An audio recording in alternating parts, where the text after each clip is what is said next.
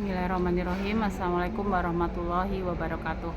Halo, selamat siang. Ketemu lagi dengan Rina Damayanti dari Akademi Haji Indonesia. Ada pertanyaan masuk yang menyatakan tentang resiko berhaji. Baik, akan saya jelaskan tentang resiko berhaji. Itu ada dua. Yang pertama, dilihat dari persepsi kita sebagai jamaah. Yang kedua, dilihat persepsi kita sebagai pegiat haji atau penyelenggara haji atau travel haji. Kali ini saya akan menjelaskan dari persepsi dari penyelenggara haji atau dari sisi travelnya. Yang pertama adalah perlu diketahui bahwa menyelenggarakan haji itu sangat beresiko sekali dari mengerjakan umroh atau mengerjakan tour inbound atau outbound lain. Kenapa? Karena adalah kita melakukan kunjungan ke Saudi Arabia di mana hanya itu satu-satunya tempat yang dituju pada hari, tanggal, dan momen yang dituju, dan di mana animo masyarakat Islam seluruh dunia itu memang menginginkan tempat itu dan tidak ada tempat lain yang bisa menggantikan, yaitu durasi antara tanggal 8 Zulhijjah sampai tanggal 14 Zulhijjah. Nah, karena tidak ada tempat lain yang bisa menggantikan dan tidak ada ibadah lain yang bisa menggantikan, maka kalau saya itu yang mempunyai tempat, pasti akan saya take profit sebanyak-banyaknya, karena hanya pada momen Zulhijjah ini, hanya pada tempat Arafah ini saya bisa meraup keuntungan sebanyak-banyaknya. Nah, dan begitulah pola pikir kerajaan Saudi ketika seluruh dunia interest dan memang tidak ada yang bisa menggantikan kecuali memang lokasinya Saudi tersebut. Maka dalam momen ini kerajaan Saudi take benefit sebanyak-banyaknya. Nah, karena memang yang menyelenggarakan itu demikian banyak, tangan yang bermain atau playernya demikian banyak, dari dia adalah broker hotel, dia adalah maskapai, dia adalah catering, dan dia adalah Masa Air yang melakukan provider dari maktab serta dari tenda. Maka karena ini adalah momen sekali dalam setahun, maka banyak yang melakukan spekulasi akomodasi untuk dijual kembali, dan ini pastinya mereka ingin meraup untung sebanyak-banyaknya. Nah, kembali lagi, karena memang banyak tangan yang bermain di sini, artinya banyak yang berkepentingan. Oleh karena itu, lonjakan harga yang tiba-tiba drastis naik itu pasti akan berlaku, karena di sini terjadi hukum timbal balik, hukum demand and supply dari pembeli dan penjual. Maka yang pertama, tentang regulasi visa itu sendiri memang mutlak juga dikeluarkan oleh Saudi Arabia, dan dia mengatur segala kuota yang diberikan ke negara tersebut, kuota tambahan serta kuota domestik yang dia punya, serta kuota paket haji undangan. Nah, ini semua adalah rules dari Saudi Arabia yang kita tidak bisa campuri.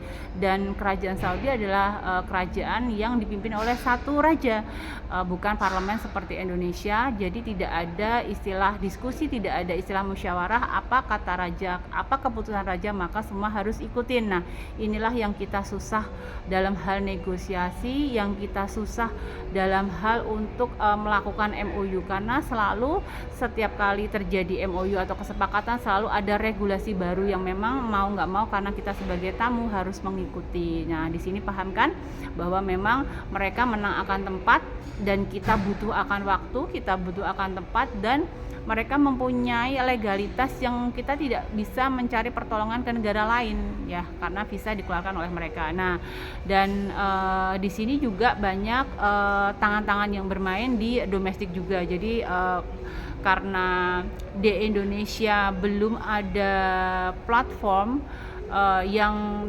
terintegrasi dengan sistem haji nusuk Saudi, dengan kata lain haji masih diatur 100% oleh Kemenak, berarti di bawah Kemenak masih ada PIHK yang bermain, di mana di situ banyak agen-agen yang tentu saja juga akan meraup profit banyak karena momen spesial haji ini. Artinya karena memang kita tidak bisa transaksi online, kita tidak bisa transaksi B2C atau G2C, maka di sini banyak yang agen-agen atau perpanjangan tangan dari nusuk itu sendiri, yang artinya memang masyarakat pasti akan mendapat harga yang relatif mahal daripada mereka bisa membeli online di aplikasi nusuk. Nah, inilah yang membuat haji itu harganya bisa berlipat-lipat dari harga dasar, dan inilah yang membuat kenapa haji ini banyak sekali spekulasi dan perubahan di lapangan, karena memang banyak tangan bermain. Dan jangan lupa yang kita kunjungin adalah satu komando, yaitu ketika raja menginginkan belok kiri, maka kita harus kiri, padahal kita sudah akomodasi ke kanan. Dan begitu juga ketika raja bilang pajak naik 20%, sedangkan kita sudah ngitung 15%, maka otomatis mau nggak mau travel juga akan mengcas jamaahnya di last minute untuk ngikutin aturan perubahan Saudi. Nah, gimana caranya memanajemen resiko ini? Maka yang pertama kali dilakukan adalah menjelaskan secara detail oleh marketing yang bertugas, oleh agen yang berjualan mengenai tentang terms of condition, tentang isi MOU, bahwa MOU itu tidak hanya mengenai bencana alam, kecelakaan, perang ataupun falas, tetapi MOU itu adalah suatu tindakan yang diambil oleh pihak ketiga di luar pihak pertama pihak kedua, yang tidak bisa dijangkau, yang tidak bisa tidak bisa dikerjakan oleh pihak satu ke pihak kedua. Nah, contohnya adalah Saudi itu sendiri. Ketika Saudi menaikkan harga pajak, maka mau nggak mau, karena bukan pihak satu pihak dua, maka mau nggak mau itu masuk dalam force majeure. Begitu juga ketika pesawat menaikkan harga FS atau full surcharge atau BBM, maka karena maskapai itu bukan termasuk pihak satu pihak kedua, maka harga paket haji akan naik. Nah, begitu juga ketika Saudi mengeluarkan regulasi tahun ini ya, tahun 2025, 2 bulan menjelang keberangkatan, furoda ditetapkan setting price untuk paket dasar visanya naik, maka mau nggak mau travel itu mengubah harga flyer yang demikian drastis mengikuti harga yang telah ditetapkan oleh Saudi. Nah, ini memang harus dipelajari oleh para agen marketing yang berjualan supaya tidak salah kaprah ke jamaah. Dan begitu juga dari travel harus menyediakan edukasi mengenai segala resiko di lapangan yang harus ditemuin atau ditanggung oleh jamaah sendiri. Dan begitu juga jamaah harus menyiapkan mental, menyiapkan spiritual, serta positive thinking agar niat hajinya tidak terkecoh oleh emosional atau persepsi yang buruk tentang travel yang dia percaya untuk membantu memberangkatkan dia, serta dia kembali lagi meluruskan niatnya tetap akan berhaji walaupun aral melintang itu ada di jalan. Nah, begitu.